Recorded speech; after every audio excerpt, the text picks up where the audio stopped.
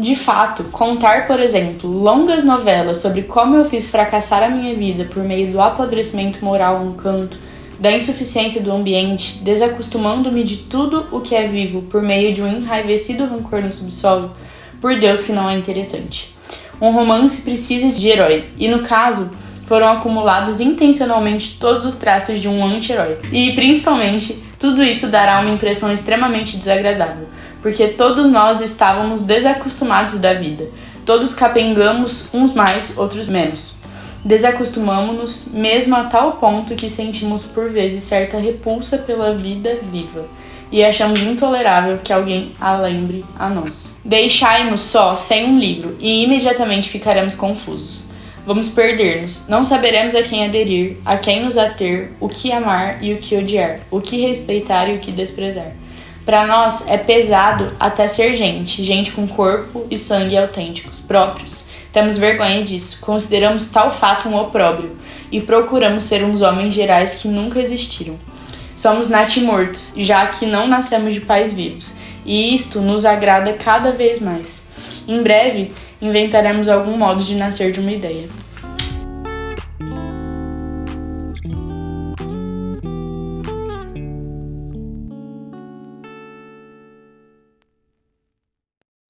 Olá, galera! Então nós já estamos aqui em novembro, no nosso mês dos clássicos russos. Eu confesso que eu não me imaginei em 2022 lendo um clássico russo, mas aqui estamos nós, não é mesmo? Então, provavelmente vocês já viram a resenha do nosso querido amigo Rony sobre Gogol, como ele disse, não sabemos. Mas enfim, agora nós vamos ter Dostoiévski dominando aqui o resto do mês, porque acho que é o que vem à nossa mente, né, praticamente quando a gente fala sobre literatura russa, então... São os básicas. Exato. Vai no basiquinho que dá certo, tá? Eu tô aqui porque provavelmente vocês já viram, né, o título, mas eu tô aqui pra resenhar Memórias do Subsolo, né, inclusive uma ressalva aí é que existem muitas edições diferentes desse livro, e usam muitas vezes nomes diferentes pro livro, né? Então alguns são tipo Notas do Subsolo, Memórias do Subsolo, tem mais algum título agora que eu não vou lembrar, mas enfim, é tudo o mesmo livro. Esse livro foi escrito então pelo nosso querido Dostoiévski, e o guarda do Pitinho tá aí pra atestar essa verdade. Ele foi escrito, então, em 1864 por Dostoiévski. Acredito que a Bia vai trazer um pouquinho também dessa questão da vida pessoal do Dostoiévski, mas acho que é pertinente para essa obra também. Então, o Dostoiévski, ele viveu ali na época do czarismo, né, na Rússia.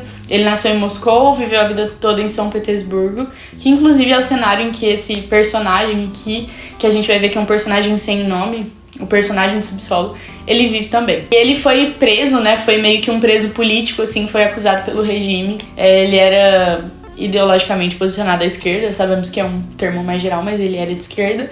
E aí, basicamente, ele foi condenado, assim, por isso, passou um tempo ali na Sibéria, na verdade era pra ele ter sido morto, mas aí mudaram a condenação dele, ele teve que fazer trabalho forçado na Sibéria por um tempo, depois mudaram de novo a pena dele, ele foi livre e continuou cumprindo ali algumas coisas pelo resto da sua vida, como um cidadão livre, né?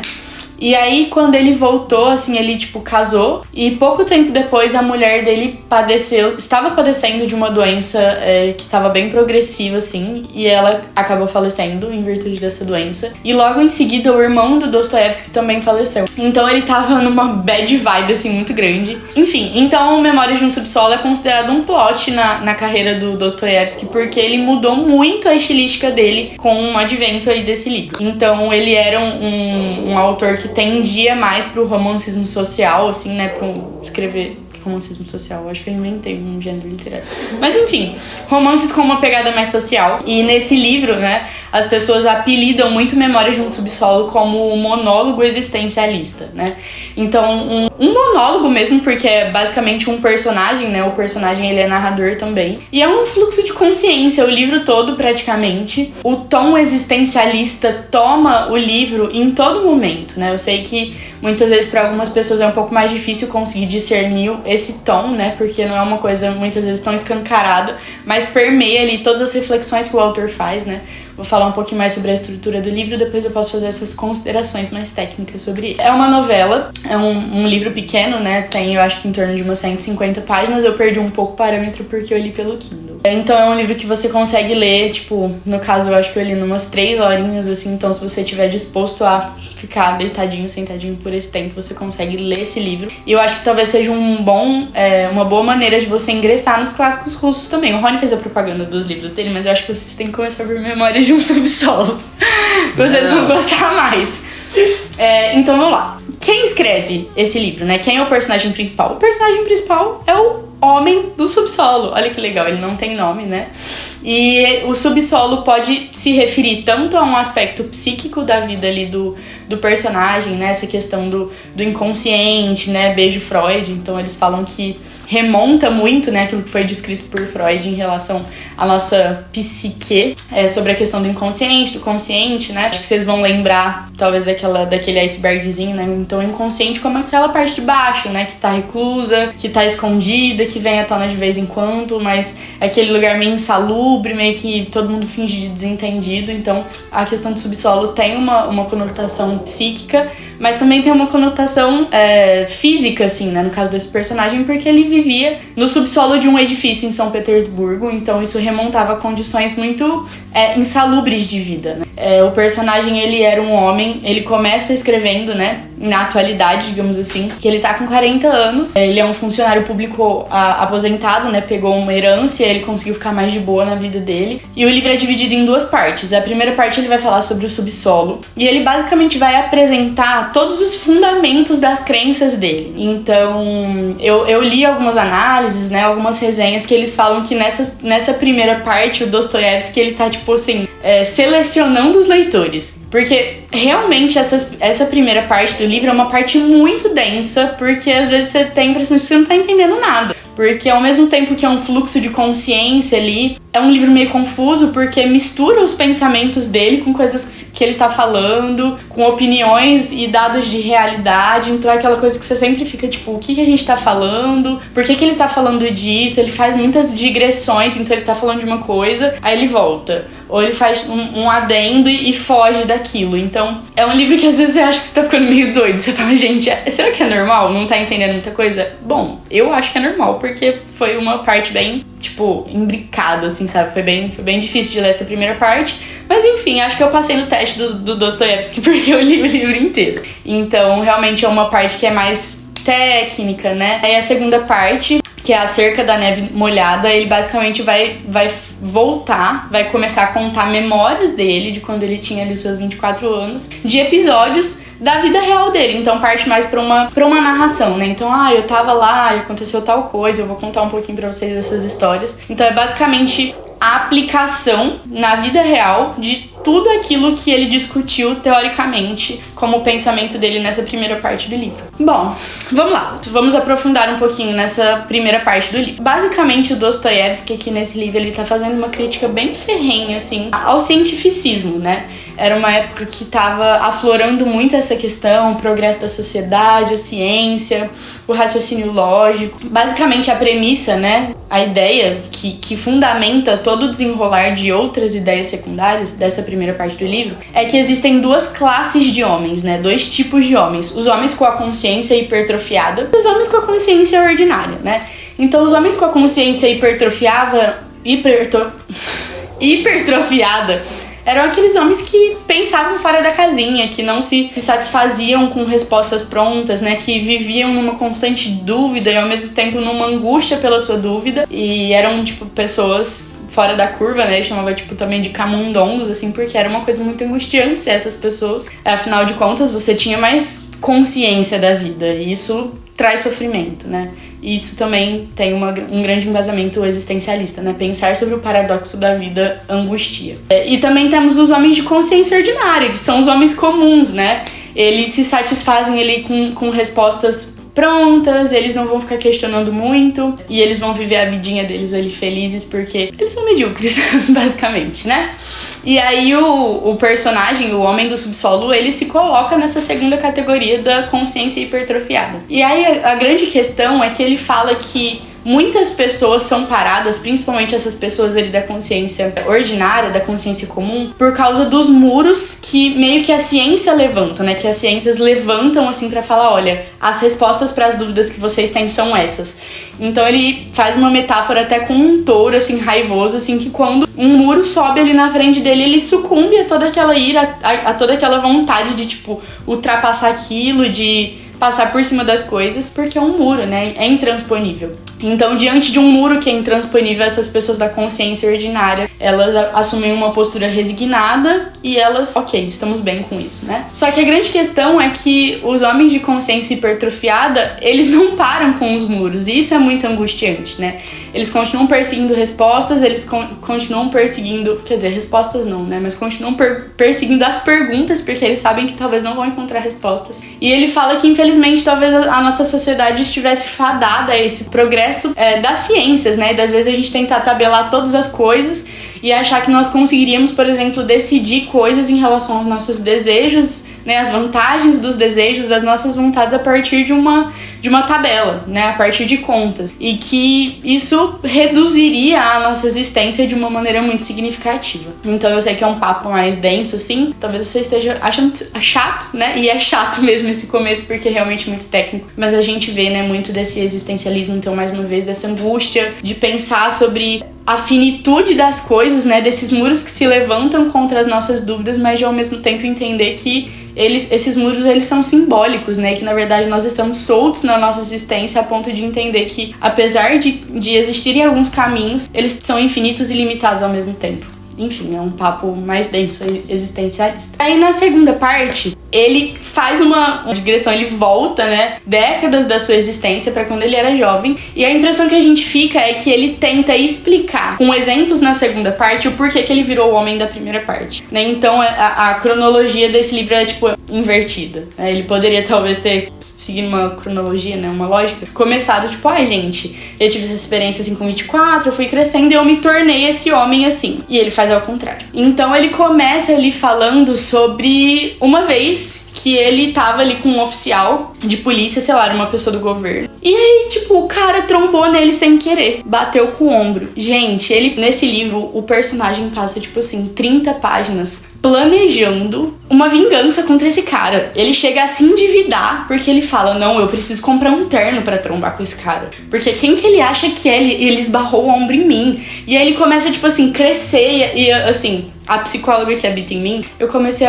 a falar, gente, esse cara tá delirando muito, ele tem um delírio, assim, de grandeza terrível, porque ele acha, tipo, ele fala, gente, quem que esse cara acha que ele é pra quando cruza comigo na Avenida X, que ele fala uma avenida russa lá, ele não desviar, ele fala, o certo é que cada pessoa, quando ela tá se aproximando da gente, quando a gente tá se aproximando da mesma linha, que um ceda metade do caminho, o outro ceda metade, e eu sei de tudo, isso, enfim, ele faz um super caos, assim, ele fala que ele passa a noite sem dormir, planejando a vingança dele, e aí no final ele fala assim, tipo, não, mas eu não fiz isso. Então ele vai e volta, ele faz afirmações e denega, ele afirma e desmente, ele cresce pra cima das pessoas, mas depois ele fala, não, eu sou um covarde, eu sou um lixão, ninguém liga pra mim. Então esse tom meio narcisista de, tipo assim, as pessoas precisam entender a minha grandeza, mas que na verdade é um narcisismo que esconde uma pessoa que se apequenou dentro de um subsolo, né? Que se apequenou dentro das suas próprias misérias, das suas limitações, que se acovardou diante da existência e que muitas vezes assumia isso diante das pessoas, né? Então, eu sou um bundão, é isso. Resumir. E aí depois ele continua contando, né? Aí tem a história de quando ele vai encontrar os amigos, que ele fala que ele não tem amigo nenhum e ele nunca fez questão disso. Os amigos de infância dele não eram amigos. E que, assim, ele era muito zoado porque as pessoas não gostavam dele. Ele era uma pessoa super folgada, assim, ele era meio palestrinha, chegava, tipo, apontando o dedo pros amigos dele. E ele tava sempre tentando fingir ser uma pessoa que ele não era, né? Então ele tinha condições muito precárias, assim, de vida, financeiramente falando. E quando ele ia ver as pessoas, ele se endividava pra comprar roupas bonitas, né? Ele pedia dinheiro emprestado pro patrão pra poder jantar no restaurante restaurante que os amigos de infância iam jantar. Então era tudo uma grande aparência, né? E apesar dele tentar sustentar esse personagem para as pessoas que era a maneira como ele gostaria de ser visto, ele não conseguia sustentar muito tempo, porque ele sabia que na real tudo aquilo era uma farsa. Então a farsa sempre desmoronava, mas não por causa do que vinha de fora, mas por causa do que vinha de dentro. E aí ele, enfim, todo um rolo, ele arruma confusão com todo mundo no restaurante, ele fala que ele se sente sempre muito atacado pelas pessoas, assim, um negócio bem persecutório, ele acha que todo mundo tá se voltando contra ele, e aí durante o livro é muito louco, porque como é um fluxo de consciência muito livre, né, a gente tá ouvindo os pensamentos dele o tempo todo, você nunca sabe se aquilo é verdade, e aí você sempre fica meio desconfiando, gente, será que as pessoas realmente estão tratando ele tão mal? Será que ele é persecutório? Será que ele tá delirando? Então talvez, eu acho que isso revela um pouco de quem nós somos, né? Temos pensamentos, assim, dos nossos subsolos que crescem dentro de nós, mas por causa de questões de acordos sociais, nós não fazemos muitas vezes o que passam pela nossa cabeça. Então, quem nunca, tipo, tramou, nossa, aquela pessoa, sei lá, fez alguma coisa comigo, e aí você fica planejando o que você poderia fazer, só que você não faz isso, porque é subsolo, né? É o nosso subsolo. E isso acontece muito com ele, só que eu acho que talvez o Dostoiévski tenha elevado isso a, né, proporções que são ficcionais, assim, né? Apesar de terem alguma relação com a realidade. Enfim, aí depois a última história basicamente é quando ele encontra uma prostituta. E aí, gente, ele basicamente entra ali onde aquela prostituta tá. E aí ele entra porque ele tá caçando os amigos dele de infância pra esbofetear um dos amigos que tinha sido aparentemente grosso com ele. Só que a hora que ele chega lá naquele lugar, ninguém tá mais lá. E aí ele se depara com uma prostituta lá. E ele basicamente, né, a minha cronologia são um número de páginas, só pra vocês entenderem. Mas ele deve gastar mais uma vez, umas 25 páginas ali só pra palestrar pra aquela prostituta no lugar que ela tava ali, né? Que provavelmente não era um lugar muito legal. Não vamos entrar nesse mérito. Ele começa a falar, não, porque você devia casar, porque você vai contrair uma doença, você acha que você vai ser bonita assim o tempo inteiro? Você vai ficar feia, você tem que pensar nisso. Nenhum homem vai querer casar com você, você vai morrer, você não vai ter nenhum caixão pra deitar deitar morta. Então ele começa a falar coisas muito pesadas pra aquela mulher e, tipo assim, do nada, a mulher nem olhou pra ele e do nada ele se levanta de uma maneira muito petulante pra falar nesse tom com essa mulher super alta, acabando com a vida dela, jogando praga, falando da família, que família é essa? Você tem que voltar pra sua família, você tem que arrumar um marido que te ama, você tem que virar noiva. Eu poderia te amar desse jeito, talvez, ele fala. E aí ele fica tanto tempo falando e ele é tão rude, grosseiro com ela, que do nada a prostituta começa a chorar e, tipo, meio que se morder e sai sangue, assim, conta. Caos. E aí depois ele passa o resto do livro e aí ele fica com tanto peso na consciência, porque ele é sempre assim, um morde e assopra. Então ele tenta se afirmar, tenta se impor diante das pessoas, mas ele não consegue sustentar aquilo que ele quer, né? E aí ele fica com muito medo e ele se acanha depois de ver a prostituta naquele estado e ele dá o endereço dele pra prostituta e fala, você precisa de alguma coisa, tipo, vai lá, uma tentativa de se redimir, né? E aí ele passa, tipo assim, noite sem dormir, porque ele fala, gente, eu me apresentei pra ela como um herói, né? Ele assumiu uma postura de muito orgulho quando ele falou ali com ela de palestrar, no sentido, tipo assim, nossa, eu tô tão melhor que você, porque eu acho que você precisa dos meus conselhos, né? E aí ele passa a noite sem dormir porque ele fala que aquela mulher não pode ver ele na condição real dele, que é subsolo, que é no roupão dele, com uma postura de anti-herói, ele fala. Então isso gera muito sofrimento pra ele. Ele é um cara extremamente confuso, contraditório, que quer coisas que não são muito reais, mas que talvez revele um pouquinho de todos nós, né? Como eu falei, dos nossos subsolos. Então, foi um livro muito legal de ser lido, assim, como eu falei, depois que passou a primeira parte ali, ficou muito mais legal porque foram aplicadas as coisas ali com histórias, mas é de se questionar, assim, muitas coisas que se passam dentro de nós, muitos ideais nossos, a maneira como a gente pensa sobre o paradoxo da existência, e é isso. É isso, gente! Se desafie também a ler um clássico russo, talvez você se surpreenda. Não é tão difícil quanto... Não é tão difícil quanto parece. Gente, não, eu esqueci de falar um negócio. Eu tenho uma colega de trabalho russa. Que? Ela veio da Rússia. Inclusive, se você estiver vindo... Mentira, acho que você não vai... Mas eu fui perguntar pra ela hoje, né, o que lá na Rússia eles achavam do Dostoiévski, se era, tipo, um grande expoente também, se ela já tinha lido esse livro. E aí ela fala que, tipo, óbvio que, né, é um grande expoente. E isso faz parte da grade curricular, né? Os clássicos do Dostoiévski são obrigações ali de todos os alunos que estão matriculados nas escolas da Rússia. Ele é o Machado de lá. Exato. Então ela falou que pra eles o sentimento é de trauma. Ela usou essa palavra, né? Porque assim como a gente tem com os clássicos nacionais, a gente pegou... Quantos escritores brasileiros a gente não pegou ranço porque a gente foi obrigado a ler na escola? E a gente despreza e não entende muito o valor literário que aquilo tem. Então foi muito interessante saber, né? Tipo, às vezes é óbvio, mas ouvir isso de uma pessoa que morou, né, até a vida adulta lá foi muito interessante. Falou que particularmente não tinha lido esse livro, mas ela fala que eles têm muito trauma porque é uma leitura muito densa. Então, como eu falei, apesar de ser um livro legal de ler, é um livro difícil, é um livro complexo, né? Por causa da estilística, por causa das ideias que permeiam ali, que são realmente mais sofisticadas. Então imagine você lendo isso talvez no sei lá, no Fundamental 2, no ensino médio ali no começo. Então pra eles é uma outra maneira de se aproximar de Dostoiévski, né? Enfim, curiosidade pra você. Eu espero que esse livro seja digno da sua cabeceira, sim. Não pela vida toda, mas acho que em algum momento faz muito sentido que você leia isso. Comenta se você gostou, se você não gostou da resenha. Quer dizer, se você não gostou, não precisa comentar, não. Só se você gostou. Se você gostou do livro, se você já leu, pra indicar pra um amigo, deixa seu like, compartilha, gente. Vamos impulsionar esse canal, porque ainda vem muita coisa boa no mês dos clássicos russos. É isso.